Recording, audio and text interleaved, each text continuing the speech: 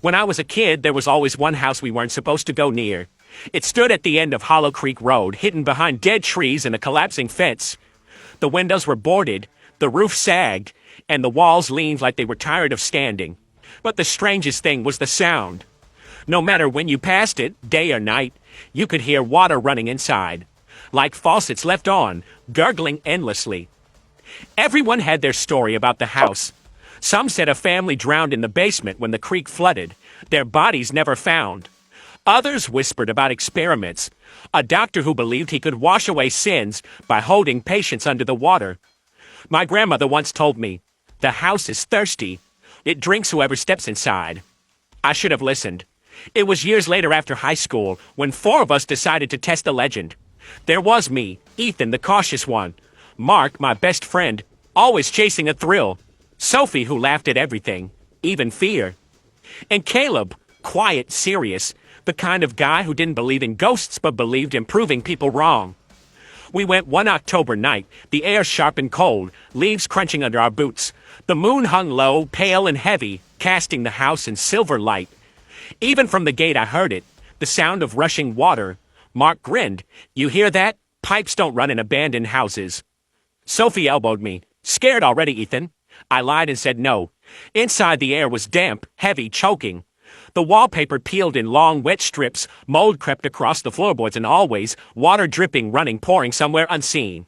Caleb took out his recorder. "Let's document this." His voice echoed too long in the empty hall. We explored room by room. The kitchen sink gushed brown water, though the pipes were shattered. The bathroom tub filled itself, overflowing silently.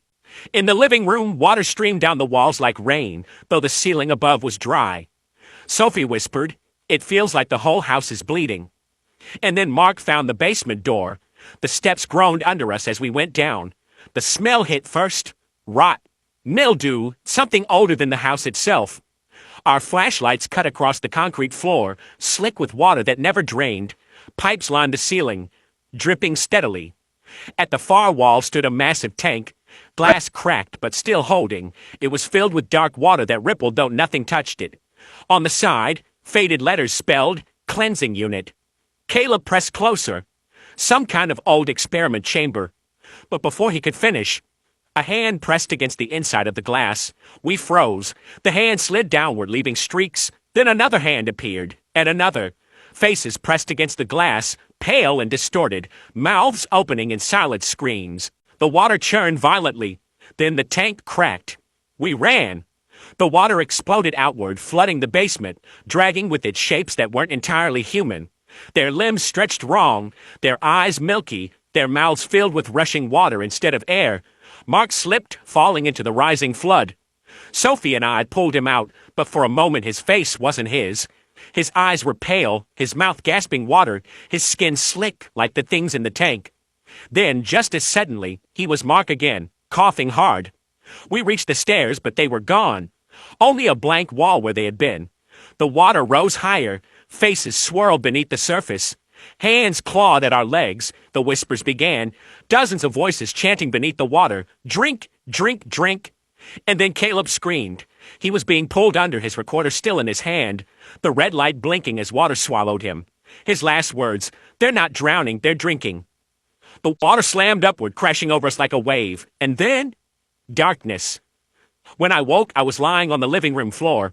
The house was dry, silent. Sophie sat against the wall, shaking. Mark lay on the floor, breathing heavily. Caleb was gone. Only his recorder remained. Mark picked it up, pressed play. From the speaker came Caleb's voice, screaming, gurgling, choking. Then silence. Then, softly, another voice, not his. "We are still thirsty." We dropped the recorder, and that was when we heard it again, dripping, pouring, flooding, coming from the basement below. And I knew we hadn't escaped. Not really. We should have left right then, but the front door wouldn't open. No matter how hard we pulled, it felt fused to the frame.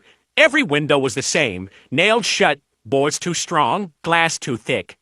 The house wasn't letting us go. Mark cursed, pounding his fists on the door. Sophie just kept whispering, "This isn't real. This isn't real." But it was. The dripping from below grew louder, heavier, until the whole floor trembled with it. And then the basement door creaked open by itself.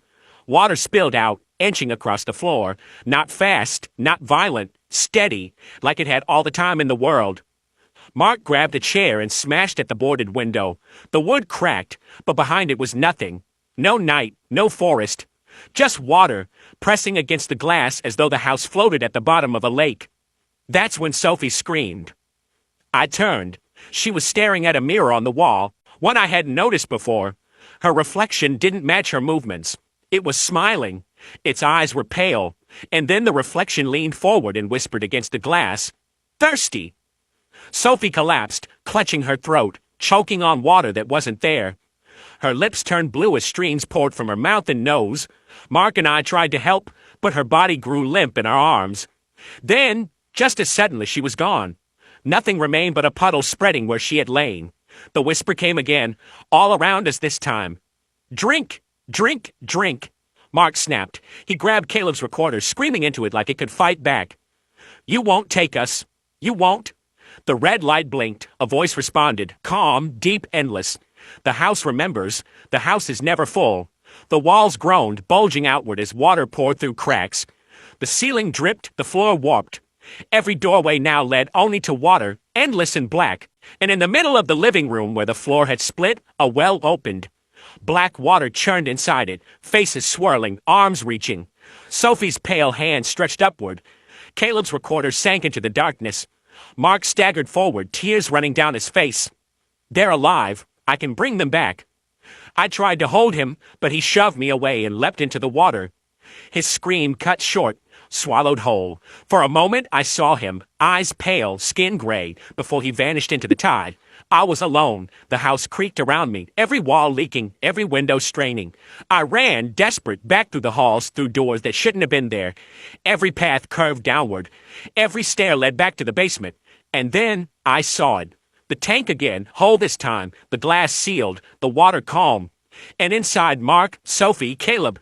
Their faces pale, their eyes empty, their mouths open as water poured endlessly from them. They pressed their hands to the glass, reaching for me. Not pleading, not warning, just waiting. The voices rose all around, whispering in unison. "The house is thirsty, and it remembers you." The glass began to crack again. The water surged forward, swallowing the basement, chasing me up the stairs, filling every hall. I don't remember how I escaped. I woke in the woods, mud in my mouth, water still dripping from my clothes. The house was gone. No ruins, no walls, just trees. But at night I hear it. Water dripping in my kitchen sink, water pouring in my bathroom tub. And sometimes when I glance at the mirror, my reflection smiles back, lips whispering one word, "Drink."